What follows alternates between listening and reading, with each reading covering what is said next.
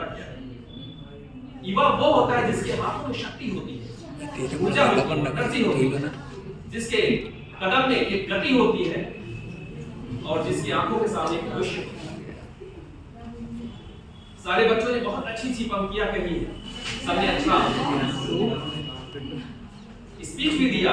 मैं मंत्रमुग्ध हो गया था एकदम सुन के कि हमारे ये युवा हैं, हमारे आज के ये पुष्प हैं, हमारे आज के अंकुरित दाने हैं। बस हमें सोचने की जरूरत यह है कि इसको डाले कहां, किस जगह डाले कि हमें अच्छा पौधा मिले, अच्छा फल मिले हमें। हम यहाँ पे कुछ उनके स्टेटमेंट को, कुछ सुक्ति को, या यूं कहे किसी के कहे हुए विचारों को रखेंगे। एक रोमा रोला विद्वान थी, रोमा रोला, उन्होंने कहा था कि स्वामी विवेकानंद जैसा व्यक्ति इस दुनिया में पैदा होना असंभव है। उनकी तरह कोई व्यक्ति पैदा हो ही नहीं सकता, उनकी तरह कोई सन्यासी, संत, महात्मा, ईश्वर पैदा नहीं हो सकता। रोमा रोला ने कहा कि वो ईश्वर के समान थे क्योंकि वो ईश्वर का प्रतिनिधित्व करते थे। जहां जाते थे सबको एक साथ समाहित कर देते थे, अपने आप में डुबो लेते थे, अपने आप में संश्लेषित कर ले सकते थे। वहीं अगर हम एक अंग्रेज रिसर्चर था, रिसर्च स्कॉलर था, जिसका नाम था जॉन हेनरी राइट, और सोचिए हम भारत के लोग उनके दर्शन से, उनके विचारों से प्रभावित नहीं थे, बल्कि दुनिया के कोने कोने से लोग, बड़े बड़े विद्वान प्रभावित थे। एक अंग्रेज राइटर था, एक अंग्रेज स्कॉलर था, उसने क्या कहा कि एक तरफ अगर स्वामी विवेकानंद के दर्शन को रख दिया जाए, ज्ञान पुंज को रख दिया जाए, और पूरे पश्चिम के देश के जितने भी प्रोफेसर्स हैं उनकी ज्ञान पुंज को रख दिया जाए, उनकी विद्वता को रख दिया जाए, तब भी उनकी ज्ञान पुंज स्वामी विवेकानंद के दर्शन के आगे फीका हो जाएगा।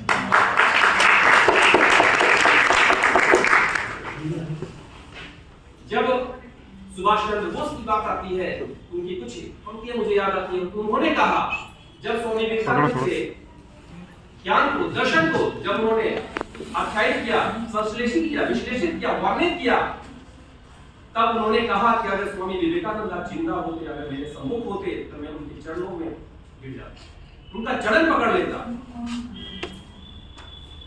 रविंद्रनाथ टैगोर कहते हैं कि अगर भारत को समझना है, भारत को समझना है, तो स्वामी विवेकानंद के ज्ञान को समझो, स्वामी विवेकानंद के विचार को समझो, स्वामी विवेकानंद के दर्शन को समझो।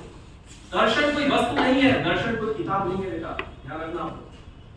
दर्शन एक विचार है। स्वामी विवेकानंद जी कभी जात पात की बात नहीं किए।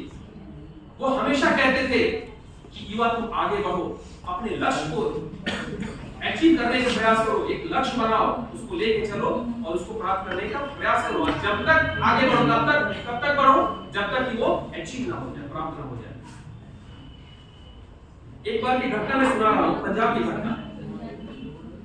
सारे विद्वान भारत के भी, जैसे सभी लोगों ने बताया कि जब विश्व संसद, धर्म संसद हो रहा था शिकागो में 93 में, तो बहुत बड़े बड़े संत महात्मा अलग अलग देशों से आए थे, लेकिन सनातन धर्म को रिप्रेजेंट करने का कार्य किसने किया? तो स्वामी विवेकानंद 30 साल की उम्र में थे।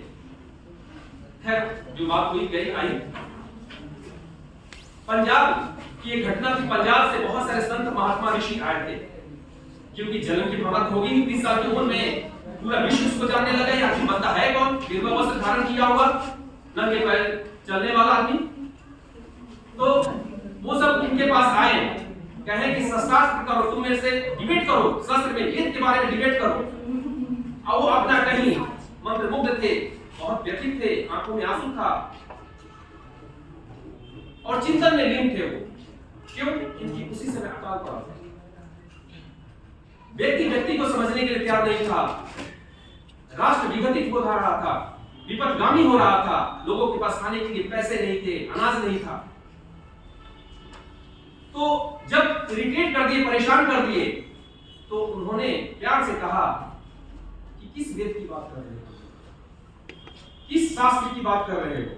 जाओ पहले मनुष्यता रूपी वेद को पढ़ो, तब आना तुम हमसे बहस करो। और वहां से उनको काट दिया। तो स्वामी विवेकानंद ऐसे पुरुष हैं जिनके लिए राष्ट्र सर्वोपरि है, सनातन सर्वोपरि है, सनातन धर्म सर्वोपरि है, संस्कृति सर्वोपरि है और हम आप सर्वोपरि हैं।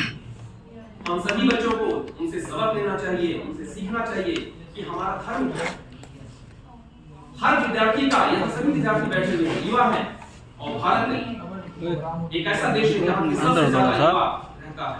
हम सभी को प्राउड करना चाहिए। तो हमें इस चीज को समझने की जरूरत है, हमें संकल्प लेने की जरूरत है कि हमारा एक छात्र का, एक युवा का धर्म क्या होगा। एक युवा का धर्म होता है स्टडी और स्टडी और स्टडी।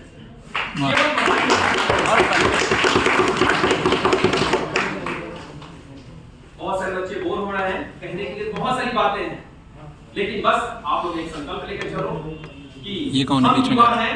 स्वामी विवेकानंद जी की एक सपना था कि हम सभी ऐसा कार्य करें जो राष्ट्र हित में हो, जो सनातन धर्म से जुड़ा हुआ हो, जो संस्कृति से जुड़ा हुआ हो। सनातन धर्म का मतलब हिंदू धर्म नहीं होता है, ध्यान रखिएगा। जब 1897 की क्रांति हुई थी, ध्यान रखिएगा, तो एक अंग्रेज शासक था, वहां पे अंग्रेज था, फौज में था, तो बहुत सारे लोग मारे गए 1897 की क्रांति में। तो सबके जेब से, वहां पे कौन हिंदू है, कौन मुस्लिम है, कौन किस विरासत से, किस जाति से, कोई पता नहीं था, लेकिन सबकी जेब से जब देखा गया तो किसी का स्वामी विवेकानंद का स्मृति मिला, तो किसी का उनका विचार मिला, तो कोई अन्य ग्रंथ मिला, सब स्वामी विवेकानंद से संबंधित था। यानी कहीं ना कहीं स्वामी विवेकानंद का जो विचार थी, जो दर्शन था, जो राष्ट्र हित को लेकर चल रहे थे, जो मनुष्यता की बात कर रहे थे, उससे सभी लोग प्रभावित थे, क्या युवा क्या वृद्ध। तो हम सभी को उनका अनुयायी बनना चाहिए, उनके दर्शन के मार्ग पे चलना चाहिए और अपना धर्म कभी नहीं भूलना चाहिए। जय भारत, जय भारत।